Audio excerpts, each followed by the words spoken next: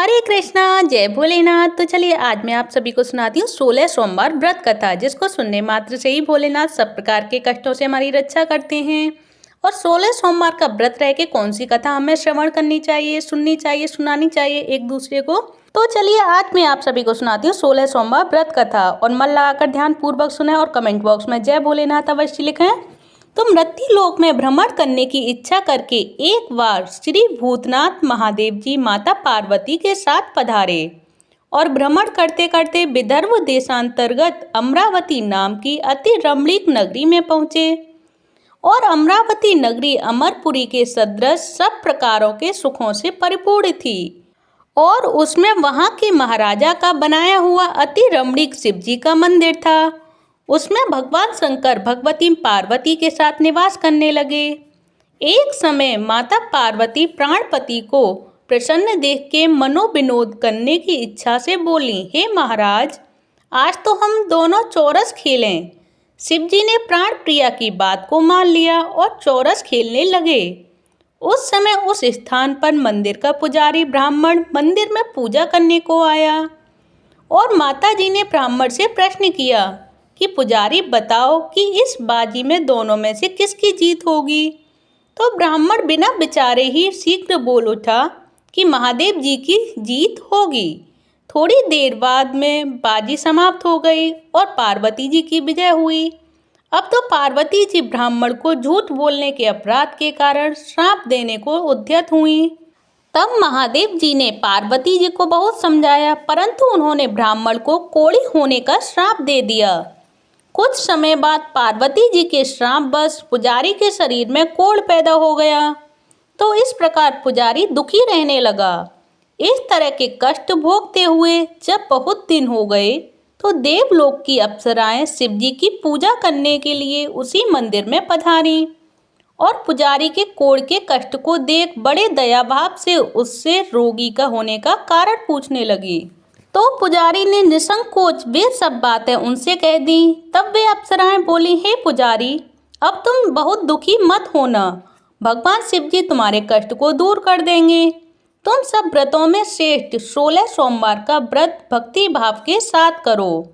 तब पुजारी अप्सराओं से हाथ जोड़कर विनम्र भाव से 16 सोमवार व्रत की विधि पूछने लगा। तब अप्सराएं बोली कि सोमवार को भक्ति के साथ व्रत करें और स्वच्छ वस्त्र धारण करें।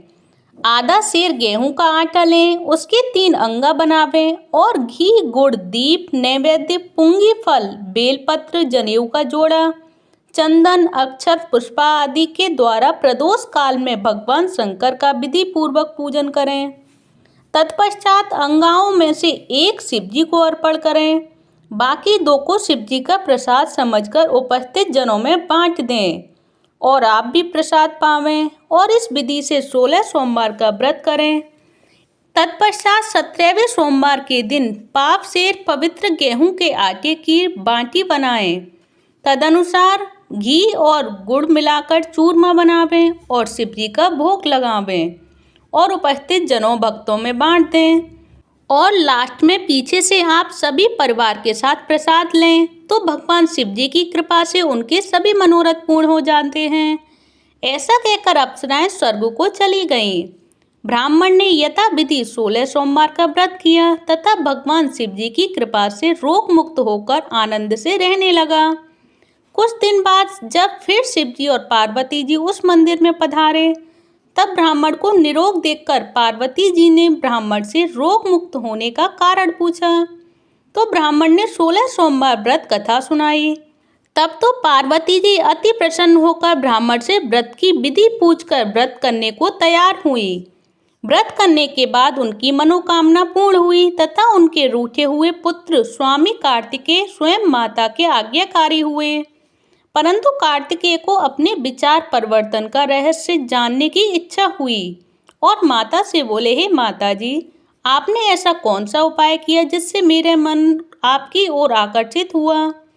तब पार्वती जी ने वही 16 सोमवार का व्रत कथा उनको सुनाई और स्वामी कार्तिकेय जी बोले कि इस व्रत को मैं भी करूँगा और मेरा प्रिय मित्र ब्राह्मण बहुत दुखी होकर परदेश गया है, हमें उससे मिलने की बहुत इच्छा है।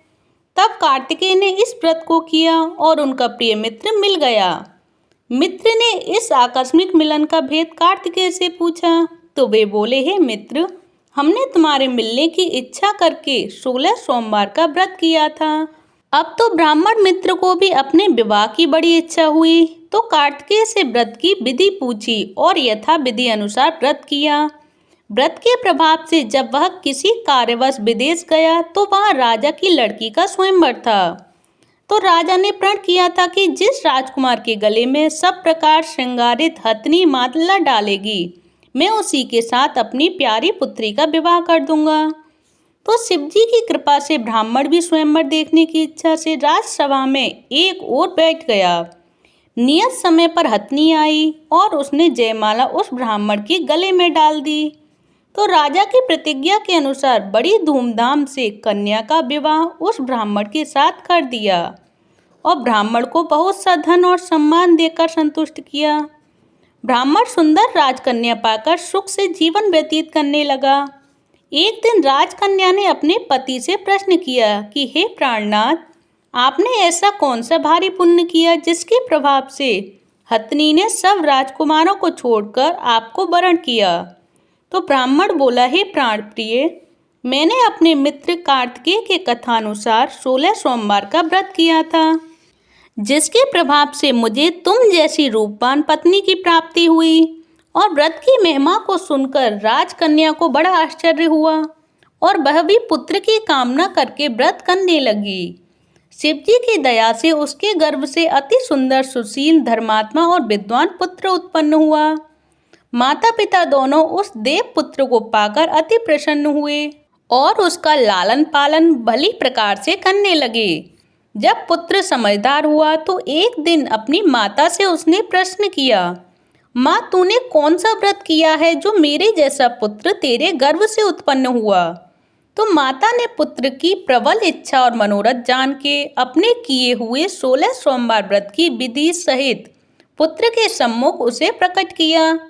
तो पुत्र ने सब तरह के मनोरथों का पूर्ण करने वाला व्रत को सुना तो वह भी इस व्रत को राज्याधिकार पाने की इच्छा से हर सोमवार को यथा विधि पूर्वक व्रत को करने लगा। उसी समय एक देश के वृद्ध राजा के दूतों ने आकर उसकी राजकन्या के लिए वरण किया उसे। तो राजा ने अपनी पुत्री का विवाह ऐसे सर्वगुण संपन्न ब्राह्मण युवक के साथ करके बड़ा सुख प्राप्त किया। और वृद्ध राजा के दिवंगत हो जाने पर ही यही ब्राह्मण बालक गद्दी पर बैठाया गया, क्योंकि दिवंगत राजा के कोई पुत्र नहीं था। तो राज्य का अधिकारी होकर भी वह ब्राह्मण पुत्र अपने 16 सोमवार व्रत को करता रहा। जब 17वां सोमवार आया तो विप्रपुत्र ने अपनी प्रियतमा से सब पूजन विधि सामग्री लेकर शिवालय में चलने के लिए कहा, परंतु राजकन्या ने उसकी आज्ञा की परवाह नहीं की और दास दासियों द्वारा सब सामग्रियां शिवालय भिजवा दी और वह राजकन्या खुद नहीं गई। जब राजा ने शिवजी का पूजन समाप्त किया तब एक आकाशवाणी हुई कि हे राजा, अपनी इस रानी को राजमहल से निकाल दो, नहीं तो तुम्हारा सर्वनाश कर देगी। वाणी को सुनकर राजा के आश्चर्य का ठिकाना नहीं रहा और तत्काल ही मंत्राण गृह में आकर अपने सभासदों को बुलाकर पूछने लगा कि हे मंत्रियों, मुझे आज शिवजी की आकाशवाणी हुई है कि राजा तू अपनी इस रानी को निकाल दे, नहीं तो ये तेरा सर्वनाश कर देगी। तो मंत्री आदि सब बड़े विस्मय और दुख में डूब गए, क्योंकि जिस कन्या के कारण राज मिला है राजा उसी को निकालने का जाल रचता है, यह कैसे हो सकेगा। अंत में राजा ने उसे अपने यहाँ से निकाल दिया। रानी दुखी हृदय से भाग्य को कोसती हुई नगर से बाहर हुई। बिना पद त्राण, फटे वस्त्र, अपने भूख से दुखी धीरे धीरे चलकर एक नगर में पहुंची। वहां एक बुढ़िया सूत काट कर बेचने जाती थी। रानी की करुण दशा देख बोली, चल तू भी मेरे साथ सूत कतवा देना। मैं वृद्ध हूँ, भाव नहीं जानती हूँ। ऐसी बात बुढ़िया की सुन रानी ने बुढ़िया के सिर से सूत की गठरी उतारकर अपने सर पर रख ली। थोड़ी देर बाद आंधी आई कि बुढ़िया का सूत की पोटली सहित उड़ गई। बेचारी बुढ़िया पछताती रह गई और रानी को अपने साथ से दूर रहने को कह दिया। अब रानी एक तेली के घर गई तो तेली के सब मटके शिवजी के प्रकोप के कारण चटक गए। ऐसी दशा देखकर तेली ने रानी को अपने घर से भी निकाल दिया। इस प्रकार रानी बहुत अत्यंत ज्यादा दुखी पाती हुई सरता नदी के किनारे पर गई तो सरता का समस्त जल सूख गया। तत्पश्चात रानी एक वन में गई। वहां जाकर एक सरोवर में सीढ़ी से उतर पानी पीने को गई। उसके हाथ से जल स्पर्श होते ही सरोवर का नीलकमल के सदृश जल गंदा हो गया। रानी ने भाग्य पर दोषारोपण करते हुए उस जल को पान करके पेड़ की शीतल छाया में विश्राम करना चाहा। वह रानी जिस पेड़ के नीचे जाती उस पेड़ के पत्ते तत्काल ही गिर जाते। वन सरोवर जल की ऐसी दशा देखकर गौ चराते ग्वालों ने अपनी गुसाई जी से उस जंगल में स्थित मंदिर में पुजारी थे। ग्वाले गुसाई जी के आदेशानुसार रानी को पकड़कर गुसाई जी के पास ले गए तो रानी की मुख क्रांति और शरीर की शोभा देख गुसाई जान गए वह अवश्य ही कोई विधि की गति से मारी हुई कोई कुलीन अबला है। ऐसा सोच पुजारी ने रानी के प्रति कहा कि हे पुत्री, मैं तुमको पुत्री समान रखूंगा। तुम मेरे आश्रम में ही रहो, मैं तुमको किसी प्रकार का कष्ट नहीं होने दूंगा। गुसाई जी के ऐसे वचन सुन रानी को धीरज हुआ और आश्रम में रहने लगी। परंतु आश्रम में रानी जो भोजन बनाती जल भर के लाती उसमें कीड़े पड़ जाते। अब तो गुसाई जी भी दुखी हुए और रानी से बोले कि हे बेटी, तेरे पर कौन से देवता का कोप है जिससे तेरी ऐसी दशा हुई है। गुसाई की ऐसी बात सुन रानी ने शिवजी की पूजा करने न जाने की ऐसी अपनी कथा को गुसाई जी को सुनाई तो शिवजी महाराज की अनेक प्रकार से स्तुति करते हुए रानी के प्रति गुसाई जी बोले कि पुत्री, तुम सब मनोरथों के पूर्ण करने वाले व्रत को और भगवान शिव के 16 सोमवार व्रत को करो। व्रत के प्रभाव से कष्ट से तुम्हें मुक्ति मिलेगी। गुसाई जी की बात सुनकर रानी ने 16 सोमवार व्रत को विधि पूर्वक किया और 17वें सोमवार के पूजन के प्रभाव से राजा के हृदय में विचार उत्पन्न हुआ कि रानी को गए बहुत समय व्यतीत हो गया, न जाने कहाँ कहाँ भटकती होगी, उसे ढूंढना चाहिए। यह सोच रानी को तलाश करने चारों दिशाओं में दूत भेजे गए। वे तलाश करते हुए गुसाई जी के आश्रम में रानी को पाकर गुसाई जी से रानी को मांगने लगे, परंतु गुसाई जी ने उनसे मना कर दिया तो दूत चुपचाप लौट गए और वहां आकर राजा के पास सम्मुख रानी का पता बतलाने लगे।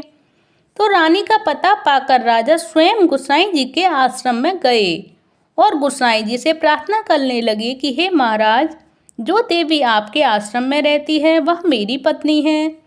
शिवजी के कोप से मैंने इनको त्याग दिया था और अब इस पर शिवजी का प्रकोप शांत हो गया है, इसलिए मैं इसे लिवाने आया हूँ। आप इसे मेरे साथ चलने की आज्ञा दे दीजिए। तो गोसाई जी ने राजा के वचन को सत्य समझकर रानी को राजा के साथ जाने की आज्ञा दे दी और गोसाई जी की आज्ञा पाकर रानी प्रसन्न होकर राजा के महल में आई। नगर निवासियों ने नगर के दरवाजे पर तोरण पंदरबार विविध प्रकार से विविध नगर को सजाया और घर घर में मंगल गान होने लगे। पंडितों ने विविध वेद मंत्रों का उच्चारण करके अपनी राजरानी का स्वागत किया। इस प्रकार रानी ने पुनः अपनी राजधानी में प्रवेश किया। महाराज ने अनेक तरह के ब्राह्मणों को दान आदि देकर संतुष्ट किया और याचकों को धन धान्य दिया। नगरी में स्थान स्थान पर सदा व्रत खुलवाए गए जहां भूखों को खाने को मिलता था। इस प्रकार राजा शिवजी की कृपा का पात्र हो राजधानी में रानी के साथ अनेक तरह के सुखों का भोग करते हुए आनंद से जीवन व्यतीत करने लगा। तब राजा और रानी प्रतिवर्ष 16 सोमवार का व्रत करने लगे और विधिवत शिव पूजन भी करने लगे और लोक में अनेकानेक सुखों को भोगने के पश्चात शिवपुरी को पधारे।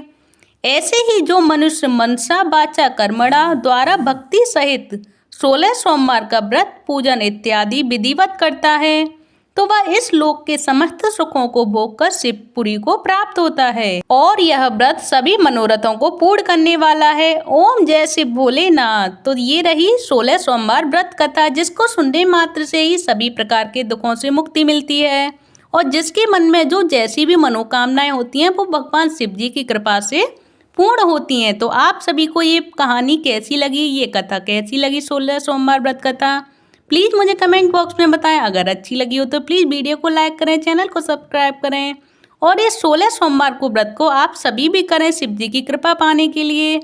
धन्यवाद। हरे कृष्णा, हरि बोल, जय भोलेनाथ।